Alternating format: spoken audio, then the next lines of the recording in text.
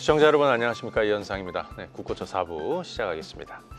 한 주 동안의 시장 분위기가 굉장히 좋았는데 어제 이스라엘의 이란 공습으로 해서 우리 시장도 폭격을 맞는 그런 분위기였습니다.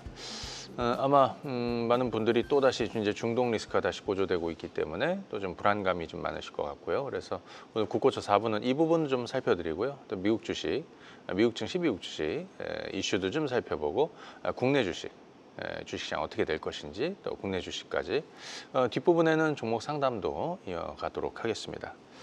자, 그러면 이제 간밤에 간단하게 이제 미국 증시부터 마감 사항을 한번 보도록 할게요.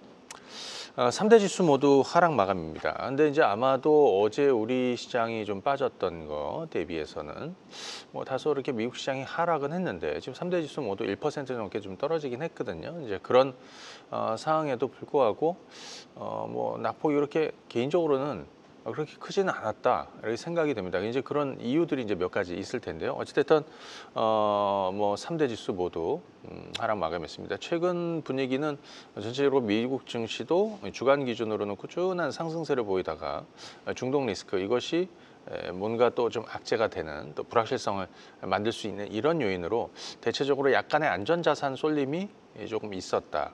뭐 이번 주 중에는 트럼프 대통령과 뭐 시진핑이 다소 이제 이 관세 협상에서 좀 합의점을 좀 찾았다라는 부분, 이런 소식도 좀 있고, 뭐 전체적으로 봐서 이번 한 주 동안에 발표됐던 또 물가 지표들이 있었잖아요. CPI나 PPI, 뭐 전날에 발표됐던 뭐 미시간대 인플레나 뭐 전반적으로 봤을 때는 시장에 이렇게 큰 우려감을 주는 내용은 아니거든요. 그래서 전반적으로 상승세 가다가 중동발 이런 돌발 악재로서 시장이 조금 쉬는 이런 양상이었습니다.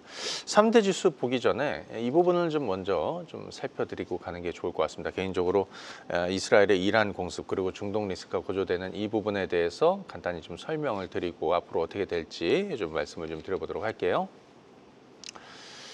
최근에 우리가 아마도 최근에 트럼프 대통령이 사우디를 방문했었던 거 여러분들 한번 기억을 한번 해보세요. 거기서 이제 대규모 수출 소식도 있었고, 사우디의 AI, 방산 AI도 제공을 하고 뭐 여러 가지 내용들이 있었습니다. 사실은 이란은 이때서부터 다소 좀 불안감을 좀 느끼지 않았을까 싶습니다. 사실 이전 정부 바이든 때는 사우디와 좀 대면하는 그런 상황이었거든요. 하지만 급격히 트럼프 정부와 사우디가 좀 가까워진 이런 상황에서 이란은 핵무기 개발에 다소 좀 속도를 더 내지 않았을까.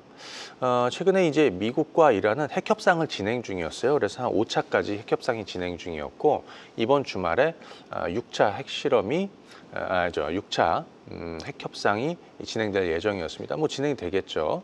사실 여기에서 굉장히 좀 논란이 되고 있었던 것도, 이스라엘이 조금 반발하면서 긴장감 있게 보고 있었던 부분은 이 미국이 이란의 이 핵 농축 기술을 어느 정도까지 용인할 것이냐, 이런 부분이었습니다. 사실 이란의 이 농축 우라늄 농축하는 기술이 되겠죠. 농축 우라늄은 사실 핵무기로 전환하려면 한 2주 정도 걸린다고 그래요. 이걸 최근에 IAEA가 경고를 하는 이런 내용들이 있었습니다. 그래서 미국이 이를 협상을 통해서 이란에 핵 농축하는 이 기술을 이 부분을 좀 용인하게 되면 이스라엘은 가만히 있지 않겠다, 뭐 이런 내용이었던 것 같아요. 다만 이제 이번에 우리가 확인했던 부분은 이스라엘의 네타냐후 총리를 트럼프 정부가 컨트롤하지 못한다라는 뭐 그런 부분이 되겠죠. 그래서 사실 뭐 내부적으로는 작년에 뭐 지금 뭐 이스라엘은 하마스와 가자지구 전쟁을 지금 이어가고 있고 팔레스타인 침공하면서 그때도 사실은 네타냐후 총리는 사실 정치적으로는 좀 벼랑 끝에 있었던 상황 아닙니까? 그죠? 가만히 있으면 사실은 뭐 방송에서 좀 적절하지 않을 수 있지만 감옥에 가야 될 그런 상황이었을 수도 있고요. 결국에는 전쟁이 필요했던 상황인데 이번에도 이런 빌미를 가지고 이스라엘 공습에 나섰다, 이렇게 볼 수 있겠습니다. 우리가 우려했던 부분이나 앞으로 좀 전개될 내용에 대해서 좀 한번 살펴보게 되면, 트럼프 대통령은 곧바로 이란을 이스라엘 편들 수밖에 없겠죠. 그리고 이란에 조금 더 압박을 가했습니다. 협상에 나와서 빨리 핵 협상을 좀 마무리해라, 핵 포기해라. 그게 너희들이 살 길이고, 그렇지 않으면 지금보다 더 많은, 그죠? 뭐 군사적 보복이 있을 수도 있겠다라는 뭐 이런 내용이죠. 물론 미국이 당장 움직이지는 않을 것 같다라는 생각이 좀 들어요. 다만 이스라엘은 조금 다른 내용이라고 생각이 듭니다. 자, 그런 과정에서 이란이 반격할 것이냐. 근데 이제 이란이 보복을 했습니다. 이란이 가진 카드는 그렇게 사실 많지는 않거든요. 사실 재래식 무기로 대응을 해야 되고, 이번에는 뭐 F-35가 떠가지고 이렇게 공습을 했다라는 거 아니에요. 이란은 사실은 전면적으로 뭐 사실 이런 부분보다는 하마스나 헤즈볼라 뭐 이런 부분을 같이 연합하는 이런 쪽에서 이스라엘을 뭐 대응을 하는 뭐 이런 쪽이었단 말이에요. 이스라엘은 이걸 좀 걱정했죠. 대표적으로 이슬람 시아파들을 좀 경계하는 부분이었고요. 그래서 결과적으로는 이란이 이번에 보게 되면 보복에 나섰습니다. 뭐 재래식 무기로. 사실 그 부분이 한 부분이 있고요. 또 하나는 뭐 어찌됐든 뭐 이 정도로 가면서 핵협상을 미국과 진행을 하면서 이렇게 가는 부분이 있고, 또 하나는 뭐 사우디나 아니면 또 뭐 친미 국가에 대한 어떤 원유 시설 공격이라든지 뭐 이런 부분이 있을 수 있고요. 또 핵무기 공격이라든지 이런 부분이 있을 수 있는데, 이게 좀 가능성이 현재는 이렇게 높지는 않다. 다만 이제 걱정하는 부분은 호르무즈 해협을 이제 봉쇄할 것이냐. 그것이 지금 가장 걱정하고 있는 부분이죠. 유가가 폭등하면서 결국에는 지금 우리 물가 전쟁 하고 있는데 인플레 유발하고 그리고 지금 뭐 트럼프 정책하고도 완전히 반하는 내용이 이런 우리 과거에 2022년에 우크라이나 전쟁 경험해봤잖아요. 그런 걱정들이 있는 겁니다. 어찌 될지는 좀 봐야 되겠습니다. 이란이 호르무즈 해협을 봉쇄할지 여부는 조금 지켜봐야 되겠다. 다만 여기서 우리가 지금 한 가지 살펴볼 부분은 결국에는 유가 아니겠습니다. 그래서 유가의 어떤 긴장감이 어느 정도 이 부분을 좀 반영하고 있는지 이 부분을 좀 봐야 되는데요. 자, 그러면은 미국 증시 전반적으로 좀 상황을 좀 한번 보도록 하겠습니다. 자, 일단 보시게 되면 다우존스 산업지수부터 한번 몇 가지 한번 체크해 보시죠.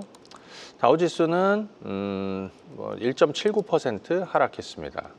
나스닥은 1.3% 하락했고요. 그죠? 그다음 미국채 10년물은 지금 조금 올라왔습니다. 예, 미국채 10년물은 조금 올라왔습니다. 이제 엄밀히 따지면 안전자산 선호 심리가 조금 더 강해지는 거예요. 그래서 미국채로 좀 자금이 좀 몰리고 그다음에 금으로도 좀 몰리고 뭐 이러지 않을까? 근데 이제 미국채로 몰렸다라는 얘기는 국채 금리가 좀 빠졌을 텐데, 사실 국채 금리가 좀 올랐다라니 국채 가격이 좀 빠졌죠. 그러니까 안전자산으로서의 어떤 입지가 조금 그죠? 예, 좀 빠져 있는 이런 상황이고, 반대로 이제 금 같은 경우에는 좀 올랐습니다. 예, 그래서 지금 보시게 되면 3,400달러 중반까지 이렇게 올라와 있는 상황이고요. 이제 가장 중요한 건 유가가 되겠죠. 예, 국제 유가. 국제 유가는 이제 WTI 기준으로 보시게 되면 72.98 정도 되고 있습니다. 몇 가지 한번 보도록 할게요. 우선 미국 지수부터 한번 보시죠. 그러면 네, 자, 몇 가지 한번 보겠습니다. 우선 나스닥 한번 보겠습니다. 나스닥. 자, 나스닥도 최근 들어서 어떤 상승 분위기는 꾸준하게 지금 이어가고 있었습니다. 큰 뭐 잡음이 있었지만 지난 4월 초 같은 그런 흐름은 없었고요. 그냥 꾸준하게 상승세를 이어가고 있는 상황이었습니다. 그런 과정에서 이렇게 조금 빠지는 흐름이었는데, 당장 2만 포인트 돌파는 조금 좀 멀어지는 이런 상황이, 물론 상황이 어떻게 될지 봐야 되겠지만, 다만 이번 중동 리스크 이란과 이스라엘의 이 부분은 개인적으로는 조금 더 좀 시간이 좀 필요하지 않을까 이렇게 싶습니다. 그래서 당분간은 나스닥도 좀 옆으로 좀 빠졌다가 좀 반등 나왔다가 이렇게 눈치 보는 상황이 되지 않을까. 다만 한 가지 걱정되는 건 국제 유가라고 생각이 됩니다. 그래서 국제 유가 한번 보도록 하겠습니다. 국제 유가는 이스라엘이 이란 공습했을 때는 77달러까지 급등했습니다. 77.6달러까지 WTI 기준으로 급등하다가 지금 이제 72달러 수준으로, 72.9, 72달러 수준으로 좀 내려와 있습니다. 그러니까 사실 이것이 80달러를 그냥 돌파해 버렸다면 시장에 더 큰 부담을 주지 않았을까 이런 생각이 드는 거죠. 자, 그래서 우리는 이제 이 중동 문제는 뭘 가지고 봐야 되냐면 유가를 보면서 판단하면 되겠다라고 말씀을 드립니다. 자, 그리고 우리가 윗단에 걷는 마지노선을 일단 한 80달러 정도로 한번 설정을 한번 해보세요. 80달러가 대략 한 이 정도 됩니다. 지난 1월 달에도 80달러 정도 찍고 좀 내려왔었는데요. 자, 이것이 80달러를 돌파하게 되면 굉장히 좀 부담스럽게 작용할 수 있겠다. 다만 80달러 넘어서지 않으면 이 정도 수준에서, 그죠? 물론 이전에도 그렇지만 뭐 예를 들어서 이스라엘이 이란 공습했을 때 한 방 맞고 끝나는 게 아니에요. 서로 이제 좀 치고받는 이런 흐름은 좀 예상이 되는 부분이고, 물론 이것이 중동의 어떤 정말 큰 전면전으로나 또는 호르무즈 해협을 뭐 당장 봉쇄하거나 뭐 이렇게 될지 여부는 좀 더 지켜봐야 되지만, 이전에도 항상 이렇게 중동 문제가 이제 고조됐을 때는 늘 나오던 얘기니까 그 부분은 우리가 그냥 유가로 한번 좀 판단을 해보자, 이렇게 보시는 게 좀 편할 것 같습니다. 그래서 전체적으로 미국 시장도 이제는 좀 약간 좀 관망 분위기로 좀 들어갔다. 뭐 사실 시장에서 지금 가장 중요하게 살펴보고 있는 부분은 뭐 이전에 어떤 관세라든지, 물론 다시 이제 관세 잡음이 조금 있기는 합니다. 이전처럼 나오지는 않겠지만, 다만 중동 문제, 이것이 시장에 조금 영향을 줄 것이다. 그래서 우리는 당분간 이 부분은 유가를 가지고 한번 판단해 본다. 80달러 선을 넘어설 것이냐, 아니면 80달러 아래에서 70달러 수준에서 왔다 갔다 하게 될 것이냐, 이 부분을 한번 좀 체크하시면 좋을 것 같고요. 종목들도 좀 보도록 하겠습니다. 예, 종목들도 한번 보도록 하겠습니다. 오늘은 일단 방산주부터 한번 보도록 할게요. 로키드 마틴 한번 보도록 하죠. 최근에 로키드 마틴은 제가 이제 뭐 골든돔 얘기하면서 로키드 마틴이나 팔란티어 얘기를 좀 드렸었는데, 주가가 그냥 이제 450달러 수준에서 이렇게 멈칫멈칫합니다. 사실 뭐 올라야 될 이유가 없었던 거죠. 다만 저점을 만들었었고요. 서서히 어느 정도 바닥 탈출을 좀 하게 될 것이다. 또 차세대 전투기 사업에서도 좀 보잉이 뺏겼기 때문에, 다만 이제 이 정도 수준이면 저점이 될 것이고 조금 더 좀 이제 회복되는 쪽으로 갈 것이다, 이렇게 됐는데, 뭐 당장 이렇게 큰 뭐 모멘텀 없다가 중동 문제로 이제 좀 올라서기 합니다. 그래서 간밤에 보니까 한 3% 정도 올랐는데, 생각보다는 좀 약하죠, 그렇죠? 예. 자, 일단 500달러 넘어서면 어느 정도 제가 볼 때는 좀 이 정도는 이제 접근, 그다음에 이 정도는 나오는 뭐 이런 쪽이 좀 좋을 것 같고요. 또 하나 보겠습니다. 이것도 노스롭 그루만도 주가가 전날에 한 4% 정도 올랐습니다. 뭐 최근 들어서 대략 한 460달러에서 대략 한 500달러 중반, 550달러 정도 박스권으로 흘러가고 있는데, 이번에 한번 봐야 되겠습니다. 540, 550달러를 좀 넘어가는지, 자, 이런 거는 한번 좀 체크해 보시고요. 자, 엔비디아도 한번 보겠습니다. 매주 반도체나 뭐 테슬라나 이런 것을 계속 봐드리고 있는데, 엔비디아 주가는 이번 한 주 동안에 조금 빠져 있습니다.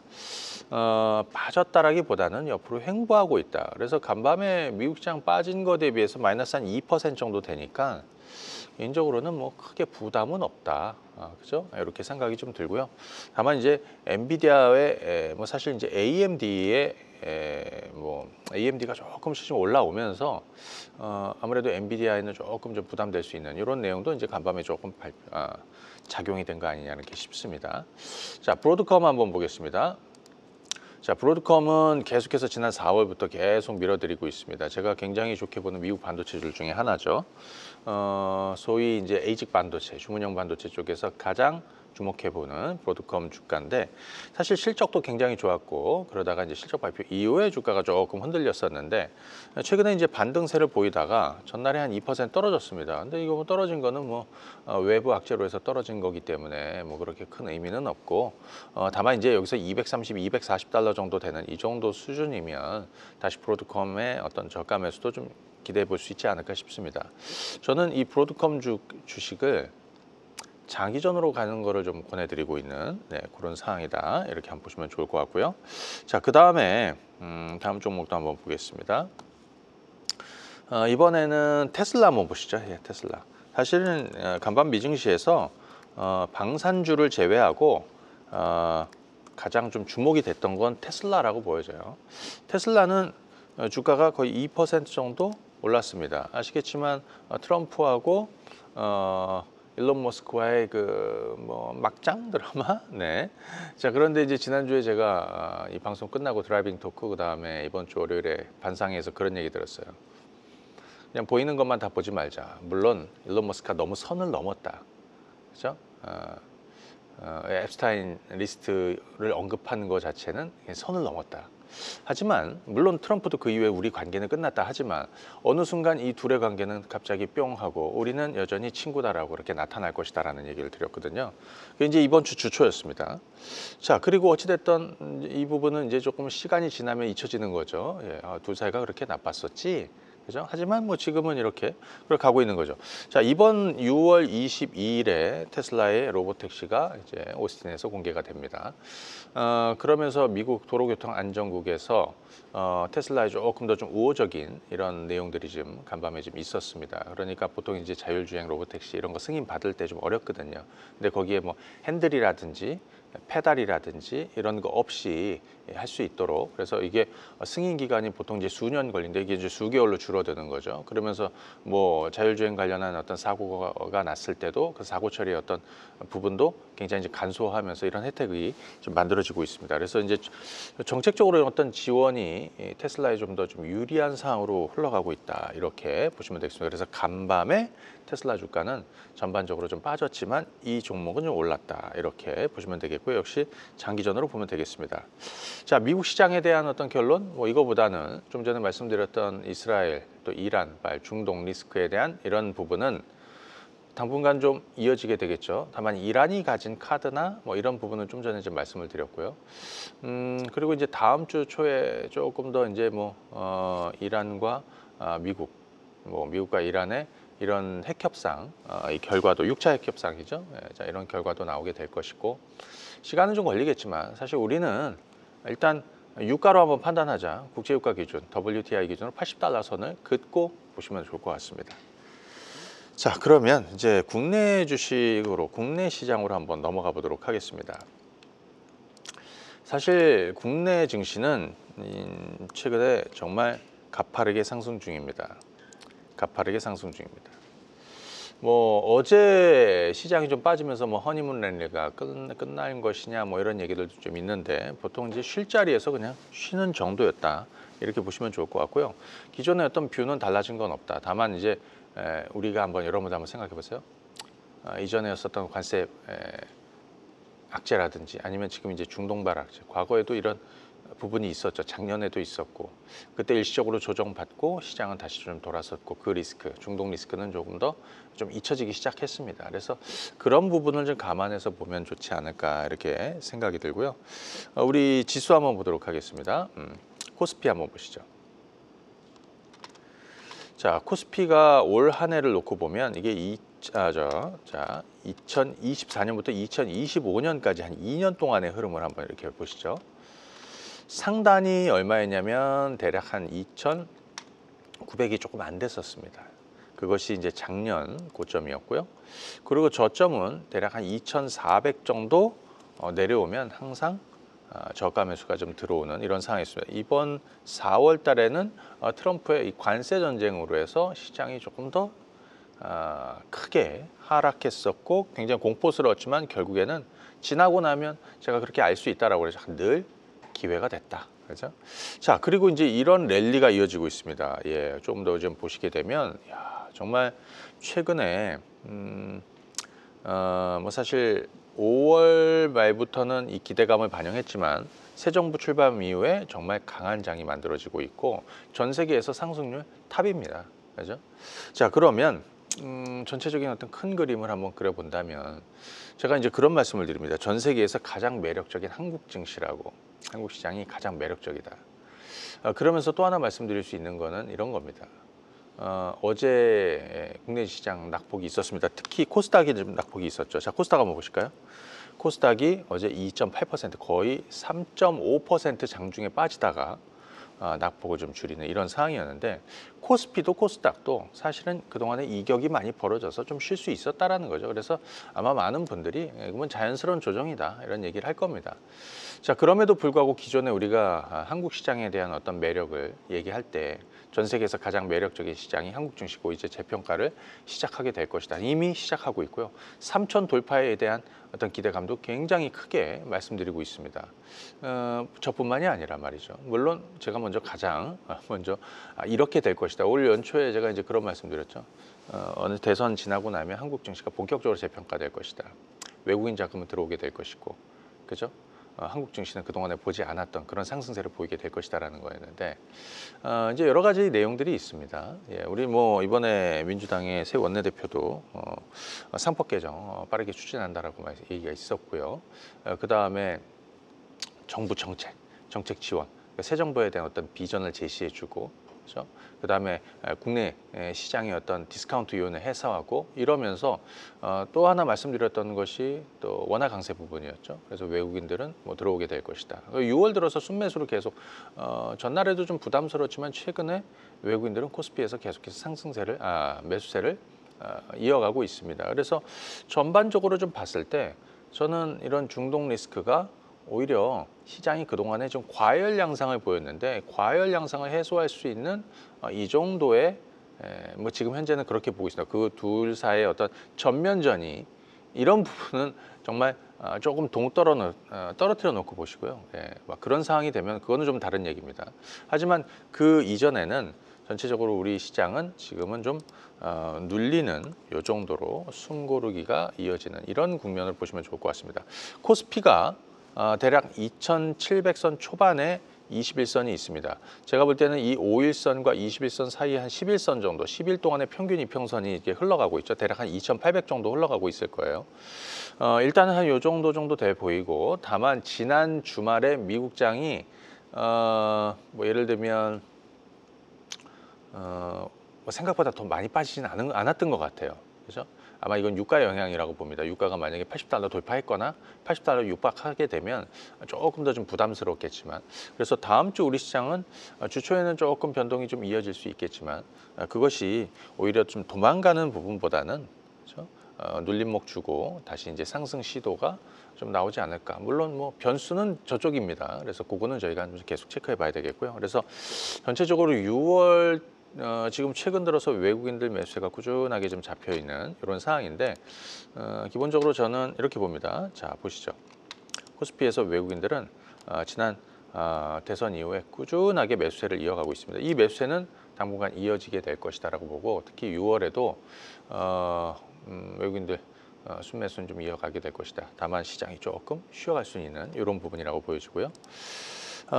뭐 여러 가지 종목군들이 있을 거예요. 지금 그래도 시장에서 좀 흐름을 타고 있고 쉽게 부러지지 않고 있는 거는 기존 주도 종목입니다. 조선, 방산, 뭐 지주 이런 쪽이겠죠. 다만 이제 개인적으로 저는 어깨 넘어간 주식들이라고 이제 판단을 하는 거죠. 그죠? 이거는 저울의 논리처럼 그 반대쪽에 있는 종목군들이 오르게 되면, 대표적으로 뭐 관세 피해 종목이나 이제 반도체부터 해서 이런 종목군들이 오르게 되면 그쪽이 조금 빠지는 거고요. 이쪽이 좀 주저앉고 그쪽이 조금 올라가면 뭐 이런 분위기가 좀 이어질 것이다. 그래서 매매하는 분들 입장에서는 난 좀 탄력적인 부분 가고 싶어, 주가는 좀 높지만 그러면 그쪽으로 가는 것이고, 난 지금 저가에 차분히 시간 투자를 하고 싶어, 그러면 이쪽으로 오는 것이다. 이렇게 말씀을 드리고요.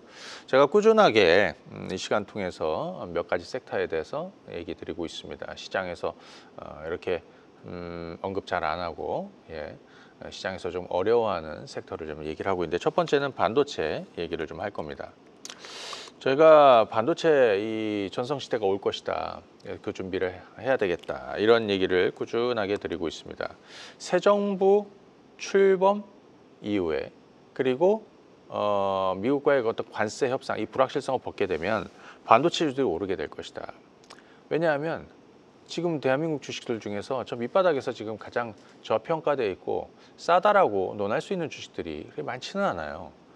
결국에는 외국인 자금이 대규모로 유입되게 되면, 여러분들도 보셨지만 시가총액 완투, 삼성전자도 들어오고 SK하이닉스도 들어오고, 물론 그 외의 종목군도 있지만 아직 본격적으로 패시브 자금이 유입되지도 않고 있는 상황입니다. 그렇게 되면 시총으로 끊어서 들어오기 때문에, 그죠? 아마 더 많은 자금이 들어올 겁니다. 물론 한 가지 변수는 지금 중동 부분이 있습니다. 다만 그것이 더 확대될 것이냐, 아니면 지금 정도에서 소강 국면으로 갈 것이냐, 뭐 그렇게 되지 않을까, 이렇게 개인적으로 생각하는데, 그래서 반도체주들 저는 여전히 투자 매력이 상당히 있다, 이렇게 말씀드리고요. 몇 가지 종목 좀 한번 보겠습니다. 첫 번째, 삼성전자. 최근에 삼성전자는 54,000원에서 이게 54,000원이었습니다. 제가 이제 무슨 얘기 되면 삼성전자 5만 원대 접근해서 6만 원, 7만 원, 8만 원 가자라는 의견을 계속 드려왔거든요. 삼성전자 54,000원이었고 이것이 이번 주에 6만 원을 넘었습니다. 그죠? 그러다가 전날에 2% 정도 늘려서 다시 58,000원대 내려왔습니다. 물론 뭐 악재도 있고 뭐 재료도 있습니다. 새 정부에서도 뭐 반도체 특별법, 그다음에 세액 공제하는 부분이라든지, 그리고 가장 큰 거는 아마도 관세 불확실성을 좀 벗게 되는 관세 협상을 통해서 이것이 불확실성 벗게 되면 저는 개인적으로 굉장히 좀 좋을 거라고 보여져요. 멀지 않았다 보여지고, 다음 6월 15일부터인가요? G7 회의가 있죠. 네, 거기에서 아마 한미 정상이 처음으로 만나게 될 겁니다. 그걸 시작으로 해서 이 불확실성을 빠르게 해소해 나가지 않을까. 시장도 이 부분은 또 반도체주들도 이불 반응하지 않을까 이렇게 싶습니다. 물론 지금 당장에는 전날에도 시장 밀리면서 좀 밀리긴 했지만 말이에요. 뭐 어찌됐든 삼성전자 5만 원대는 좀 매력이 있고요. 그다음 SK 하이닉스 보시죠. 또 상승폭 굉장히 컸습니다. 지난 5월 달에 주가가 18만 원에서 한 20만 원 정도 수준 왔다 갔었고, 그 다음에 6월 들어서 21만 원에서 24만 원대까지 올랐습니다. 지금 SK 하이닉스는 사상 최고치로 지금 최고치에 육박을 했습니다. 24만 8천 원이 지난 2024년 7월 11일 날 만든 것이 24만 8천 원입니다. 이 작년 7월 달에 7월 둘째 주죠. 예, 7월 둘째 주에 제가 국고초에서 삼성전자 SK 하이닉스를 매도해서 삼성 바이오로직스로 가야 된다라고 가장 먼저 이때 매도 사인을 드렸습니다. 근데 이번에는 매도가 아니라 계속한다. 저는 신고가로 갈 거라고 봅니다. 이번에 SK 하이닉스는 계속 밀고 간다. 이렇게 보시면 좋을 것 같고요. 몇 가지 종목들 한번 볼게요. 첫 번째는 SNS텍. 이 종목도 사실 주가 위치를 한번 보십시오. 전체적으로 좀 많이 떨어졌다가 최근에 제가 이제 3만 원대도 바닥 얘기를 많이 드렸었고, 지금 이제 꾸준히 이제 올라오고, 오히려 이쪽에서 흐름이 좀 좋은 상황입니다. 전날에도 한 3만 9천 원대를 유지했거든요. 이게 지금 한 3만 3, 4천 원대부터 시작해서 올라오고 있는 건데, 그죠? 우리 이제 EUV 반도체 칩을 작고 성능 좋게 만들기 위해서는 반드시 필요한 공정 EUV죠. 여기에 뭡니까? EUV의 핵심 공정에 사용되는 뭐 포토 마스크 재료, 그거의 원재료가 블랭크 마스크. 국내에서는 유일하죠. 삼성전자가 지분을 한 8% 정도 가지고 있습니다. 박스권 넘어섰고, 물론 변동이 있겠지만, 그죠? 지금 외부 변수 아마 그렇지 않았다면 아마 그대로 지금 치고 나갔을 거예요. 또 한 번의 좀 기회가 또 오지 않을까 이런 생각을 하고 있습니다. 자, 그 다음 종목 한번 보겠습니다. 그 다음에는 DI 한번 볼까요? 자, HBM, 뭐 버닝 테스트 핸들러 뭐 이런 쪽에 이제 장비 업체인데, 뭐 D램 쪽도 마찬가지고요. DI 주가도 이번 주에 사실 근래 이제 계속해서 기간 조정으로 좀 흘러가다가 이번 주에 한번 튀었습니다. 그리고 이 목요일 날은 좀 쉰 건데 금요일 날은 장 빠지면서 밀렸죠. 야, 이렇게 되면 다시 저점에 올 거라는 거죠. 그죠? 예, 자, 이런 자리들 좀 한번 좀 보시면 좋을 것 같고, 그 다음에 하나 마이크론. 하나 마이크론도 전체적인 위치는 여전히 이제 바닥이에요. 사실은 반도체주는 지금 전반적으로 다 바닥이에요. 패키징 장비 업체. 지금 보시면은 10,000원, 1,500원, 11,000원, 11,500원에 12,000원 언저리까지 해갖고 이렇게 꾸준하게 좀 올라서다가 전날에 좀 빠졌습니다. 물론 저가 매수도 들어오고. 하지만 다시 저점 테스트 받고 좀 올라서지 않을까. 여전히 뭐 바닥권이다 이렇게 볼 수 있겠고요.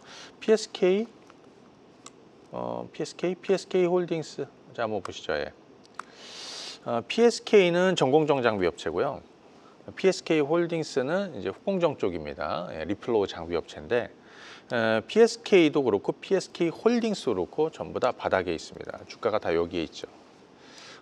지금은 발을 담그고 좀 기다려 볼 수 있는 이런 상황이지 않을까 싶습니다. 그래서 반도체주 전반으로는 사실 중동 리스크가 전날에 이렇게 부각이 되지 않았다면 금요일은 수요일 날 오르고 목요일 날 쉬고 금요일 날 오르는 날이었는데 어제 좀 빠졌단 말이에요. 그죠? 하지만 어제 우리 미리 빠졌단 말이죠. 그래서 다음 주는 전약 후강 정도로 좀 한번 그려보도록 하겠습니다. 여전히 매력적이다. 시간 할애 하시는 분들은 이쪽, 또 매매할 분들은 다른 쪽 이렇게 보시면 되겠고요. 자, 이번에는 남북경협주 얘기 한번 해보도록 하겠습니다. 자, 이거는 제가 여러분들한테 또 칭찬도 좀 받고 해야 될 거라고 생각이 듭니다. 예. 왜냐하면 제가 지난 사실 이게 이현상의 남북경협주 전성시대라고 해놨는데 이현상이 아니라 이거 무슨 뭐 이재명 대통령의 남북경협주 전성시대니 이렇게 대통령 이름을 또 함부로 쓸 수 없으니까. 자, 그런데 지난 4월 첫 첫 주였어요. 네, 4월 첫 주에 제가 국고처에서 저는 2018년도 1월에 남북경협주를 가장 먼저 시작했습니다. 가장 먼저 시작했습니다. 이번에도 가장 먼저 시작하겠다 해서 4월 첫 주 국고처 방송에서 제가 그런 말씀드렸죠. 공식적으로 자 지금부터 남북경협주 투자를 시작하겠습니다. 핵심적으로 몇 가지 종목을 알려드리고 시작하겠습니다. 이렇게 말씀드렸죠. 뭐 그 이유도 설명을 드렸고 최근에 이제 이번 한 주 동안에 있었던 내용들도 굉장히 빠르게 뭐 내용이 괜찮은 것 같아요. 우리 대북 확성기 방송 중단했죠. 그러다 보니까 곧바로 북한도 반응해서 중단을 했고 그리고 트럼프는 김정은 위원장의 친서를 보내려는 노력도 좀 하고 있다. 지난 일기 때처럼 트럼프 일기 때처럼 만나고 싶은 것 같아요. 그죠? 물론 그때와 조금 다른 부분은 그때 북한은 중국이 영향력이 컸었는데 지금 이제 러시아죠. 그래서 오히려 개인적으로 작년 같은 경우에는 향후에 남북 관계에서는 남한이 굉장히 패싱될 수도 있겠다 이런 생각이 좀 들었었는데 지금 상황을 보게 되면 그렇지 않을 가능성이 상당히 좀 높겠다라는 생각도 듭니다. 자 그러면서 전날에도 대통령이 소모적인 그런 부분을 좀 제외하고 빠르게 대화 채널을 좀 복구하는 게 좋겠다. 뭐 이런 내용들이 좀 나오는 거 보면 전반적으로 지금 분위기가 나쁘지 않다는 거죠. 그런데 여기서 이제 몇 가지 제가 이제 먼저 말씀드렸던 종목들 살펴드리고 그리고 나서 또 좀 몇 가지 말씀드릴 텐데 이게 종목들이 많아요. 작은 종목도 많고. 근데 좀 건드리지 말아야 될 것들도 있고 그래서 마지막까지 강한 종목군들은 뭐가 있을까? 그거는 2018년도와 비교를 해야 됩니다.